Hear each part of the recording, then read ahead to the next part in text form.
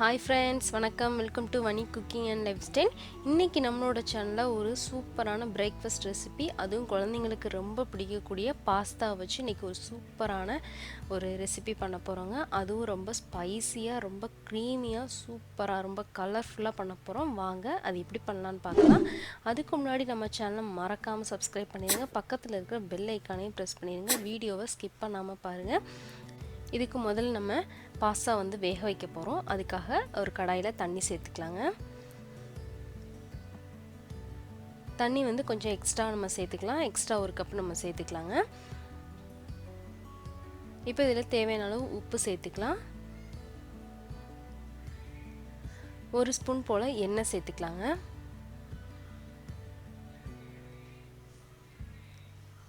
இதோடைய நம்ம பாஸ்தாவே சேர்த்துக்க போகிறோம். நமக்கு என்ன ஷேப்பில் வேணுமோ அந்த வெரைட்டி பாஸ்தா நீங்கள் யூஸ் பண்ணிக்கலாம்.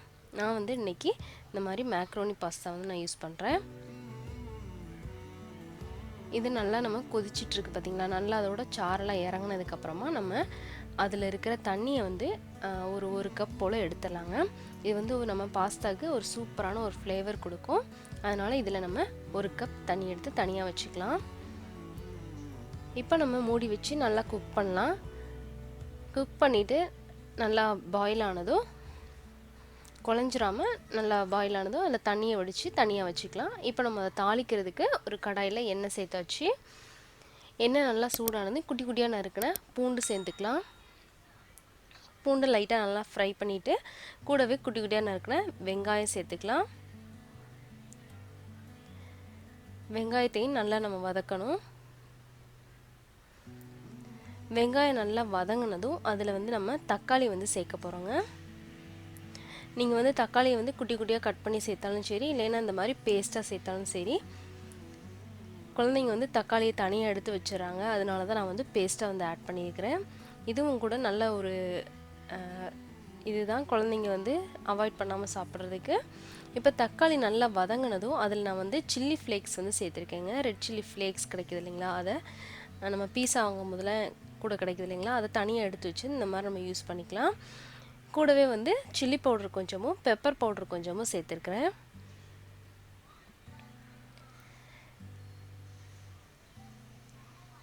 கொஞ்சமாக மஞ்சள் தூள்,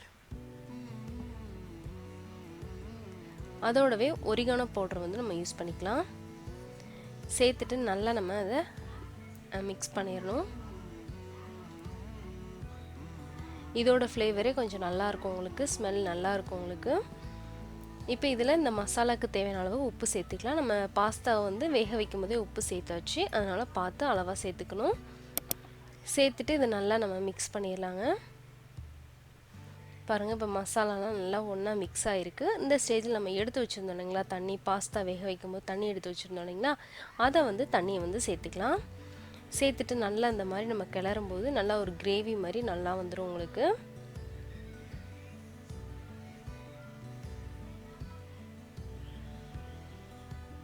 நல்லா மிக்ஸ் பண்ணிவிட்டு நம்ம இதில் என்ன சேர்க்க போகிறோன்னா ஃப்ரெஷ் க்ரீம் ஆட் பண்ண போகிறோங்க.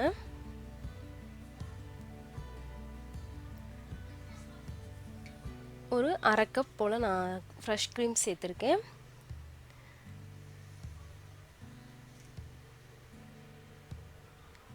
அதோடவே ஒரு கப் போல் பால் சேர்த்துக்கலாம். உங்களுக்கு க்ரீமோட ஃப்ளேவர்லாம் பிடிக்கும் அப்படின்னா நீங்கள் கொஞ்சம் எக்ஸ்ட்ராவே சேர்த்துக்கலாம்.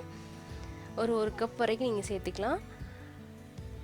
இப்போ அது நல்லா நம்ம மிக்ஸ் பண்ணதுக்கப்புறமா நம்ம வேக வச்சு வச்சுருக்கிற பாஸ்தாவையும் ஆட் பண்ணிடலாம். ஆட் பண்ணிவிட்டு அந்த க்ரீம் இதெல்லாம் நல்லா பிளெண்ட் ஆகிற மாதிரி நல்லா மிக்ஸ் பண்ணி விட்டுறணும். பாருங்கள், இப்போவே பார்க்குறதுக்கு எப்படி இருக்குது பாருங்கள், சும்மா சூப்பராக இருக்குது. இந்த மாதிரி நம்ம குழந்தைங்களுக்கு செஞ்சு கொடுக்கும்போது சாப்பாடே வேண்டான்னு சொல்கிறவங்க குழந்தைங்க கூட விரும்பி சாப்பிடுவாங்க.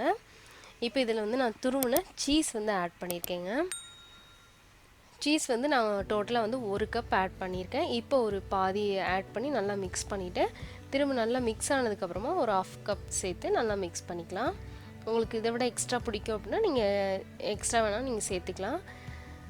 அதோடவே ஒரு சின்ன துண்டு போல் பட்டர் சேர்த்துக்கலாம். சேர்த்துட்டு நல்லா மிக்ஸ் பண்ணோன்னா நம்மளோட ஸ்பைசியான க்ரீமியான பாஸ்தா ரெடி ஆயிருங்க. குழந்தைங்களாம் வெயிட் போடணும் அப்படின்னு நினச்சா கூட இந்த மாதிரி நம்ம ரெசிபி செஞ்சு கொடுக்கும்போது நல்லா வெயிட் கெயின் ஆகும் உங்களுக்கு. ட்ரை பண்ணி பாருங்கள் இந்த சூப்பரான ரெசிப்பியை. கண்டிப்பாக உங்களுக்கும் பிடிக்கும், உங்கள் பசங்களுக்கும் ரொம்ப பிடிக்கும். பிடிச்சிருந்தேன்னா எனக்கு ஒரு லைக் பண்ணுங்கள், உங்கள் ஃப்ரெண்ட்ஸ் அண்ட் ஃபேமிலிக்கு ஷேர் பண்ணுங்கள், நம்ம சேனலுக்கு மறக்காமல் சப்ஸ்கிரைப் பண்ணுங்கள். தேங்க்யூ ஃபார் வாட்சிங்.